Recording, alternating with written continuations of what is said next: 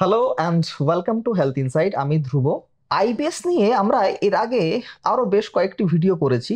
আজও আইবিএস নিয়েই করব, কিন্তু আজকের ভিডিওটা একটু অন্যরকম। কারণ আইবিএস নিয়ে এতদিনে আমাদের কাছে প্রচুর প্রশ্ন জমা পড়েছে। অনেকে বলেন যে আইবিএস নাকি শুধুমাত্র একটা মনের অসুখ, আবার অনেকে বলেন আইবিএস একটা ইনফেকশনের জন্য হয়। কোনটা সত্যি? এরকম আরো বহু প্রশ্ন আপনাদের মনে আছে, এবং যেগুলো কেউ কেউ আমাদের লিখে পাঠিয়েছেন। আজকে সব কটা একসঙ্গে জড়ো করেছি এবং ভাবছি যে আজকে আপনাদের মনে যতগুলো প্রশ্ন আছে আইবিএস নিয়ে সব কটা প্রশ্নের উত্তর আমরা এক এক করে দেব। এবং এই আলোচনায় আমাদের সঙ্গে যিনি আছেন, আমাদের শহরের বিশিষ্ট চিকিৎসক এবং আমার ভীষণ প্রিয় একজন মানুষ। বুঝে গেছেন নিশ্চয়ই, আমাদের সঙ্গে আছেন ডক্টর এস এ মালিক। নমস্কার ডাক্তারবাবু। নমস্কার। আইবিএস নিয়ে তো আমরা অনেক ভিডিও করেছি। আমি একটু ছোট করে জানতে চাইবো আগে প্রথমে যে আইবিএস রোগটা আসলে কি। আইবিএস এমন একটা অসুখ, যে অসুখে শরীরের মধ্যে যে পার্টিকুলার বা পেটের মধ্যে পার্টিকুলার কোনো একটা জিনিস তৈরি হয়েছে, কোনো টিউমার বা ক্ষত, সেরকম ব্যাপারটা নয়। আচ্ছা। এটা একটা নিউরো হরমোনাল মেকানিজম দিয়ে পেটের সঙ্গে মনের একটা সম্পর্ক তৈরি হয়, যাকে আচ্ছা। গাট ব্রেইন অ্যাক্সিস বলে। আচ্ছা। মন বলে তো আমাদের কিছু হয় না, না। পুরোটাই ব্রেনের খেলা চলতে থাকে, বিভিন্ন কেমিক্যালের খেলা চলতে থাকে, এবং সেটাকেই আমরা মন বলি। যে পার্টিকুলার আমি বলতে পারবো না আমার মনটা আমার হাঁটুতে আছে না ব্রেনে, কিন্তু মনকে যদি বলতে হয় আমাদেরকে ব্রেনকেই বোঝাতে হবে। কারণ পুরো খেলাটাই, পুরো যে কেমিক্যাল রিয়াকশন, যে কেমিক্যাল চেঞ্জেস, যে ইনফরমেশনের আদান প্রদান পেটের সঙ্গে মনের, সেটা আসলে পেটের সঙ্গে মাথারই চলতে থাকে। সুতরাং এই আইবিএস এমন একটা অসুখ যেটা আমাদের গাট ব্রেন অ্যাক্সিসকে ইনভলভ করে। পেটের মধ্যে কিছু গুড ব্যাকটেরিয়া থাকে যেগুলোকে প্রোবায়োটিক বলি, তাকে ইনভলভ করে, এবং কিছু হরমোন আর কেমিক্যালকে ইনভলভ করে। সুতরাং আইবিএস যদি আপনাকে বলতে হয়, এটা সমষ্টিগত কতগুলো লক্ষণ পেটের, সেই লক্ষণের পরিপ্রেক্ষিতে আমরা বলি যে এই পেশেন্টের আইবিএস আছে বা ইরিটেবল বাউল সিনড্রোম আছে। তাহলে কি বলা যায় যে এটা একটা মনের অসুখ? মনের অসুখ ডাইরেক্টলি আইবিএস কে আপনি বলতে পারবেন না। মনের অসুখ কোনগুলোকে আমরা বলি? উদ্বিগ্নতা বা বিষণ্ণতা বা কোনো ধরনের সাইকোসিস বা পার্সোনালিটি ডিসঅর্ডার বা ম্যানিক ডিপ্রেসিভ সাইকোসিস, এগুলো তো মনের অসুখ। আইবিএস মনের অসুখের সঙ্গে এর একটা সম্পর্ক থাকতে পারে বা এর একটা সম্পর্ক আছে। যেমন দেখা গেছে যাদের উদ্বিগ্নতা বা অ্যাংজাইটি আছে তাদের আইবিএস হওয়ার সম্ভাবনা বেড়ে যায়। কিন্তু একদমই যে এটা পুরোপুরি মনেরই অসুখ সেটা বলা যাবে না, কিন্তু মনের অসুখের সাথে, মানে কিছু কিছু মনের অসুখের সাথে এটার একটা সম্পর্ক আছে। আচ্ছা। বলা হয় পুরুষদের তুলনায় নাকি মহিলাদের এই এই এই সমস্যাটা বেশি হয়, এটা কি সত্যি? হ্যাঁ, পুরুষ মহিলা দুজনেরই আইবিএস হতে পারে। তবে আইবিএস এ যারা ভোগেন তাদের মধ্যে কিছু সংখ্যক মহিলা, মানে মহিলাদের সংখ্যা কিছু বেশি পুরুষ মানুষের তুলনায়। এবার অনেকে আবার এটাও বলেন যে আমি দুধ খেলে আমার এই সমস্যাটা হয়, বা বাদাম খেলে, চীনা বাদাম খেলে আমার এই সমস্যাটা হয়। তো খাবারের সঙ্গে, মানে নির্দিষ্ট কোনো খাবারের সঙ্গে কি এই রোগটার কোনো লিঙ্ক থাকতে পারে? কিছু কিছু খাবার কারো কারো ক্ষেত্রে আইবিএস ট্রিগার করে। আচ্ছা। মনে করুন কারো ল্যাকটোজ ইনটলারেন্স আছে, তার হয়তো আইবিএস আছে। দুধ খেলে ল্যাকটোজ ইনটলারেন্সের জন্য তার পেটের সমস্যা তৈরি হলো, সেখান থেকে আইবিএস ট্রিগার হয়ে গেল। বা কারো বাদামে অ্যালার্জি আছে, তিনি বাদাম খেলেন, বাদাম খাওয়ার জন্য তার পেটে ব্যথা হতে আরম্ভ করলো, সেটা থেকে তার আইবিএস অ্যাগ্রাভেটেড হতে পারে। কিন্তু এমনি যদি বলেন দুধ বা বাদাম যে আইবিএস করছে, ব্যাপারটা তা না। কিছু কিছু ট্রিগার ফুড এবং ফ্যাক্টর থাকে সেগুলো আইবিএস কে ট্রিগার করে। যেমন কিছু কিছু পেশেন্টের খুব বেশি তেল মশলাযুক্ত খাবার আইবিএস ট্রিগার, বা লুজ মোশন শুরু হয়ে যায়। ঝাল খেলেও অনেকের হয়, অনেকের হতে পারে। বা আপনি কোথাও বেড়াতে গেছেন, নিয়ে আপনি রেগুলার যে বিছানায় ঘুমান সেখানে ঘুমানোর সুযোগ পাচ্ছেন না, কোনো একটা হোটেলে ঘুমিয়েছেন, তাই আপনার ঘুমের পরিবর্তন হলো, সেটা একটা ট্রিগার ফ্যাক্টর হিসেবে কাজ করতে পারে। অথবা আপনার কাজের সময়ের পরিবর্তন হলো, আপনি আগে দিনের বেলা শিফটে কাজ করতেন, ম্যানেজারের সঙ্গে ঝামেলা হয়েছে, বা আপনাকে কারো একটা রিপ্লেসমেন্ট দিতে হচ্ছে, কেউ একজন নাইট শিফটের কর্মী অসুস্থ হয়ে পড়েছেন, আপনাকে তার ডিউটিতে যেতে হয়েছে। এই যে আপনার শিফট হলো কাজের সময়, ডে থেকে নাইটে, সেটা একটা ট্রিগার ফ্যাক্টর হতে পারে। সুতরাং এই ট্রিগার ফ্যাক্টরগুলো বিভিন্ন মানুষের ক্ষেত্রে বিভিন্ন, তার কোনো পার্টিকুলার প্যাটার্ন নেই, এটা ডিপেন্ড করে কোন মানুষের কোন ব্যাপারটাতে আইবিএস ট্রিগার হচ্ছে তার উপর। এবার ঘটনা হচ্ছে যে আপনি সবসময় বলেন ফাইবার যুক্ত খাবার খেতে, তো এই আইবিএস এর ক্ষেত্রে কি ফাইবার যুক্ত খাবার কোনো কাজে লাগে? আমরা যে ডায়েটারি ফাইবার গুলো খাই তার মধ্যে 3 ধরনের ফাইবার থাকে, আমি বারবার বলতে থাকি, সলিউবল ফাইবার, ইনসলিউবল ফাইবার আর প্রিবায়োটিক। এই সলিউবল ফাইবার আর প্রিবায়োটিক, সলিউবল ফাইবার কোনগুলো, যে ফাইবার গুলো আমাদের স্টুলের বাল্ক ফর্মেশনে হেল্প করে, আর প্রিবায়োটিক হচ্ছে এই পেটের যে প্রোবায়োটিক গুলো হচ্ছে তাদের খাবার। এই দুটো আইবিএস এ হেল্প করে। কিন্তু ইনসলিউবল ফাইবার গুলো যেটা আমাদের ঝাঁটার মতো কাজ করে পেটে, যে স্টুলটাকে পেট থেকে বার করে দেয়, সেটা কিন্তু কারো কারো ক্ষেত্রে ব্লোটিং তৈরি করতে পারে এবং আইবিএস কে অ্যাগ্রাভেট করতে পারে। সুতরাং ফাইবার রিচ ফুড খেতে হবে, কিন্তু একটু যত্নে, যাতে আইবিএস অ্যাগ্রাভেট না করে যায়। আইবিএস এর ক্ষেত্রে কি ওজন কমতে পারে কারো? আইবিএস এ ওজন সাধারণত কমে না, কারণ আইবিএস আমাদের শরীরে কোনো ক্ষত তৈরি করে না বা হজমেরও কোনো গোলমাল তৈরি করে না। আইবিএস এর সঙ্গে একটা অ্যাংজাইটির সম্পর্ক থাকে বা উদ্বিগ্নতার সম্পর্ক থাকে, এবং অ্যাংজাইটি যাদের থাকে বা উদ্বিগ্নতা থাকে তারা সাবকনসিয়াস মাইন্ডে বা আনকনসিয়াস মাইন্ডে তারা কম খাবার খান, ক্যালোরি ডিপ্রাইভড হন, তাতে একটা প্রোটিন এনার্জি ম্যালনিউট্রিশন হয়। আবার যাদের অ্যাংজাইটি থাকে তাদের এনার্জি এক্সপেন্ডিচারও বেশি হয়, সেই জন্য দেখা গেছে যে তাদের ওজন কমে।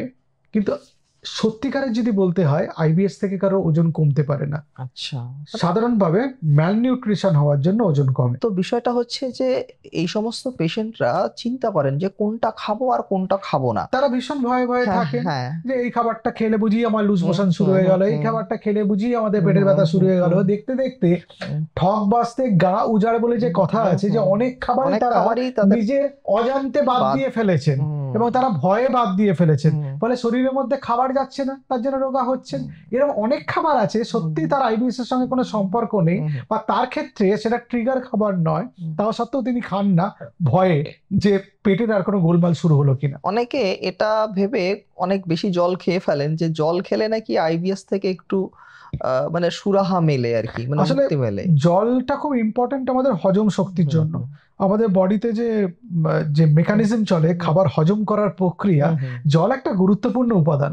এবার যারা জল কম খান তাদের কোষ্ঠকাঠিন্য হয় এবং হজমের অসুবিধা হয়।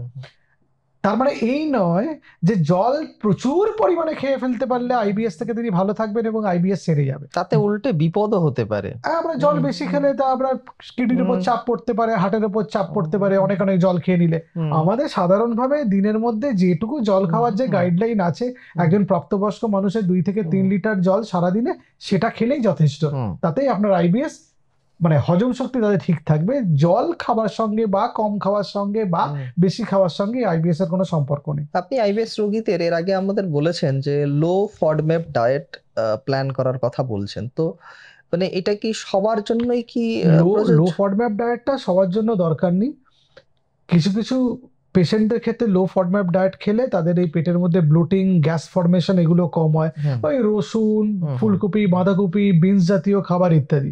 সেই জন্য এই ফডম্যাপ ডায়েট যেটা, সেগুলো খুব ইম্পর্টেন্ট আর কি। ফডম্যাপ ডায়েট যারা খান, যেগুলো কথা বলছিলাম, রসুন, ফুলকপি, বাঁধাকপি, সেগুলো খেলে কারো কাছে ব্লোটিং হয় বলে অ্যাভয়েড করতে বলা হয়েছে, সেই খাবারগুলো বাদ দিয়ে অন্য খাবার খেতে বলা হয়েছে, সেটাই হচ্ছে লো ফডম্যাপ ডায়েট। কিন্তু সবার ক্ষেত্রে দরকার নেই।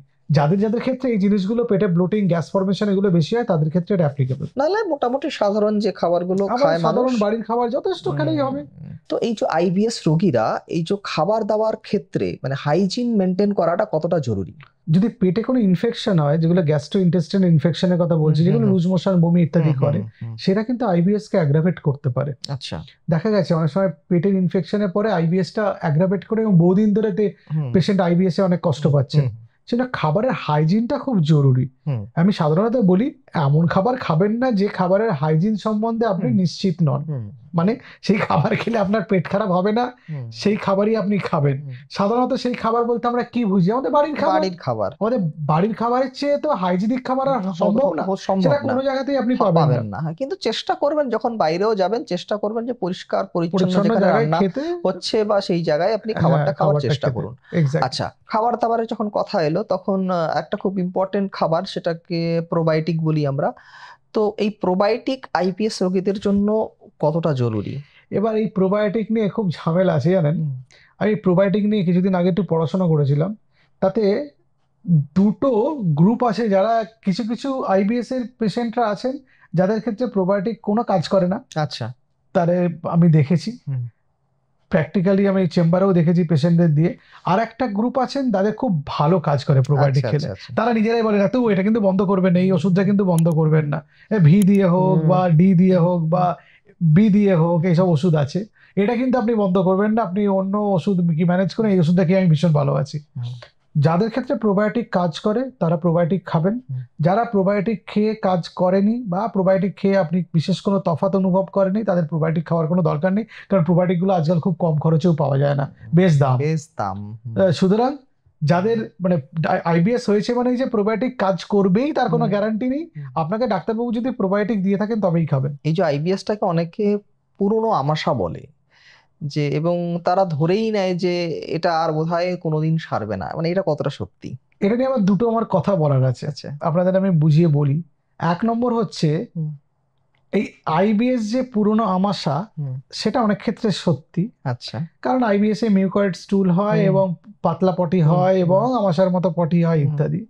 আর একটা গ্রুপ অফ ডিজিজ আছে, তার নন সিলিয়াক গ্লুটেন সেন্সিটিভিটি বলা হয়, গ্লুটেন অ্যালার্জি, কিন্তু সেটাই ডায়রিয়া হয় না বা সিলিয়াক ডিজিজ হয় না, কিন্তু আইবিএস এর মতো পেটে ব্যথা হতে পারে এবং লুজ মোশন হতে পারে বা ইনক্রিজ ফ্রিকোয়েন্সি অফ স্টুল হতে পারে, মানে সারাদিনে বারবার পটি। তার কারণ সম্পূর্ণ আলাদা, কারণ কিন্তু সম্পূর্ণ আলাদা। পুরোনো আমাশা মানেই তাকে আইবিএস বলে একদম স্ট্যাম্প লাগিয়ে দিলেন তা কিন্তু নয়। আপনাকে নন সিলিয়াক গ্লুটেন সেন্সিটিভিটি আছে কিনা সেটাও কিন্তু দেখতে হবে, অথবা আইবিডিও হচ্ছে কিনা সেটা দেখতে হবে। অনেকে জানেন না, আইবিএস এর সঙ্গে গুলিয়ে ফেলেন। সুতরাং যদি আপনার পেটের গন্ডগোল হয় বা পেটের কোনো সমস্যা হচ্ছে, আপনি বুঝছেন, কিছু ব্লাড টেস্ট আর কিছু স্টুল এক্সামিনেশন করে আগে দেখে নিন যে অন্য কোনো অসুখ আছে কিনা, পেটে ইনফেকশনও তো হতে পারে, সেটাও চেক করে দেখে নেওয়া দরকার। আলোচনার শুরুতেই আপনি বলছিলেন যে এটার সঙ্গে ব্রেনের একটা যোগ আছে। তো এই যে আমাদের এখনকার যে লাইফস্টাইল, মানে প্রচুর স্ট্রেস, সেটা যারা বেসরকারি চাকরি করেন বা যারা আইটি সেক্টরগুলোতে কাজ করেন তাদের প্রচুর স্ট্রেস থাকে। তো এই যে স্ট্রেস কি কোনোভাবে আইবিএস কে অ্যাগ্রাভেট করতে পারে? হ্যাঁ, স্ট্রেস আইবিএস কে অ্যাগ্রাভেট করে, এবং স্ট্রেস থেকে যাদের অ্যাংজাইটি বা ডিপ্রেশন হয় তাদের ক্ষেত্রে আইবিএস থাকলে সেটা কন্ট্রোল করা খুব মুশকিল হয়। তখন আমাদের আইবিএসটা কন্ট্রোল করার জন্য কিছু সিম্পটোম্যাটিক ওষুধ দিতে হয়, প্লাস স্ট্রেস কন্ট্রোল করার ওষুধ দিতে হয়। তার মানে চিকিৎসাটা দুমুখী, মানে স্ট্রেসেরও চিকিৎসা করতে হয়, আইবিএস এরও চিকিৎসা করতে হয়। আইবিএস এরও চিকিৎসা করতে হবে, আইবিএস এর তার স্পেসিফিক কোনো ওষুধ নেই, সিম্পটোম্যাটিক চিকিৎসা করতে হবে। আচ্ছা, আর স্ট্রেস হলে তার স্ট্রেস ম্যানেজমেন্ট করতে হবে, শুধু তো স্ট্রেসের ওষুধ খাওয়ালে হবে না। তাকে স্ট্রেস কিভাবে কমবে সেটা পেশেন্টকে নিজেকে একটু নজরদারি চালাতে হবে নিজের দিকে। শুধু টাইম পাচ্ছি না বলে আপনি মেডিটেশন করবেন না, মাইন্ডফুলনেস করবেন না, আর আপনি কোনো যোগা বা কোনো ফিজিক্যাল এক্সারসাইজ করবেন না, তাহলে আইবিএস থেকে আপনি বেরোতে পারবেন না। এটা একটা কমপ্লেক্স নিউরো কেমিক্যাল একটা চেঞ্জেস হয় বডিতে, তার একটা ইনফরমেশন আদান প্রদান হয় পেটের সঙ্গে মাথার গাট ব্রেন অ্যাক্সিস, যেটা নিয়ে বলছিলাম। ফলে সেটাকে তো বোকা বানাতে হবে রোগটাকে সারাতে গেলে, এবং সেটাকে আপনি বোকা বানার ওষুধ আবিষ্কার হয়নি। তাহলে আপনাকে এমন কিছু করতে হবে যাতে স্ট্রেসটা কমে গিয়ে ওইটাকে আপনি বোকা বানাতে পারেন। তাহলে নিজের স্ট্রেস কমাতে গেলে শুধু আমি কিছু ভাবছি না বা চিন্তা করছি না ব্যাপারটা তা নয়, কিন্তু বডির স্ট্রেসটা অন্য লেভেলে অন্য জায়গায় ঘটতে থাকে, তার জন্য মেডিটেশন করতে বলি। এবার মেডিটেশন, লোকে আমাকে বলে যে ডাক্তারবাবু চোখ বন্ধ করে মেডিটেশন করছিলাম কিন্তু ওই চিন্তাগুলোই মাথায় ঘুরছে। মেডিটেশন করার প্রাইমারি জিনিস হলো যে প্রথমে আপনাকে বসতে হবে যে কোনো একটা পোজে, আপনাকে যেখানে কমফোর্টেবল হচ্ছেন, নিজের বডির সম্বন্ধে অ্যাওয়্যার হতে হবে, তারপরে আপনার নিঃশ্বাসের সঙ্গে পেটটা কিভাবে ওঠানামা করছে সেটার দিকে খেয়াল করা, তারপরে শুধু নিঃশ্বাস টানা এবং ছাড়া, এবং নাকে একদম নাকের টিপ অফ দ্য নোজে আপনার কনসেন্ট্রেট করতে হবে, কি করে হাওয়াটা নাকের মধ্যে থেকে শরীরের মধ্যে ঢুকছে এবং কিভাবে বেরোচ্ছে, শুধু ওইটা কনসেন্ট্রেট করতে হবে। এবং সেটা তৈরি করতে টাইম লাগবে, মানে সেটা আপনি 1-2 দিন মেডিটেশন করে করতে পারবেন, এটা টাইম লাগবে, 3-4-5 মাস টাইম লাগবে, সেটাকে টাইমটা দিতে হবে আপনাকে, তবে আপনি শিখতে পারবেন। একদমই তাই। মেডিটেশন নিয়ে আমাদের চ্যানেলে 2টি ভিডিও আছে, দুটো ভিডিও লিঙ্কই আমি ডেসক্রিপশন বক্সে দিয়ে রাখবো। স্যারের একটি ভিডিও আছে এবং আরো একজন সাইকোলজিস্ট আছেন ডক্টর সঙ্গীতা মুখার্জি, তার একটি ভিডিও আমরা ডেসক্রিপশন বক্সে দিয়ে রাখছি। আপনারা চাইলে সেখান থেকে আপনারা জানতে পারেন যে মেডিটেশন অ্যাকচুয়ালি কিভাবে করা হয় এবং মেডিটেশনের কত উপকারিতা আছে। তো যাই হোক, তো মেডিটেশন তো একটা পার্ট, মানে আপনাকে স্ট্রেসটা রিলিজ করতে গেলে আপনাকে মেডিটেশন করতেই হবে। আচ্ছা, আর একটা যেটা জিনিস হচ্ছে যে এটার কোনো চিকিৎসা নেই, আপনি বললেন এর IBS সিম্পটোমেটিক চিকিৎসা করতে হয়, সিম্পটোম্যাটিক চিকিৎসা করতে হবে। তাহলে এই যে চিকিৎসা বা এই যে ওষুধপত্র যারা খাচ্ছেন, এটা কি তারা সারা জীবন খেয়ে যাবেন? IBS না, লাইফস্টাইল মডিফাই করে আপনি অনেক ভালো থাকতে পারবেন এবং আচ্ছা। ওষুধ ছাড়া আপনি বহুদিন ভালো থাকতে পারবেন।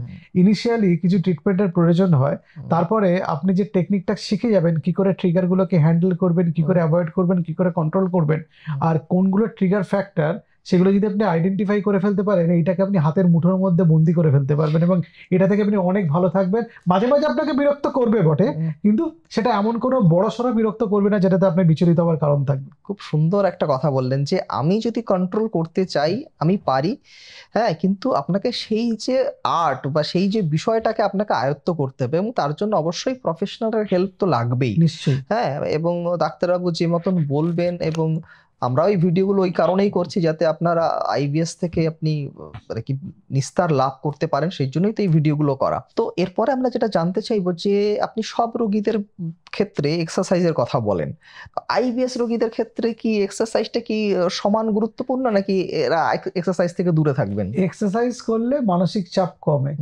প্রমাণিত। আমি অনেক ভিডিওতে বলেছি আইবিএস একটা মানসিক চাপের সম্পর্ক আছে, সেটা একটু আগেই বললাম। তাহলে এক্সারসাইজ করলে ইকুয়াল বেনিফিট আপনি পাবেন।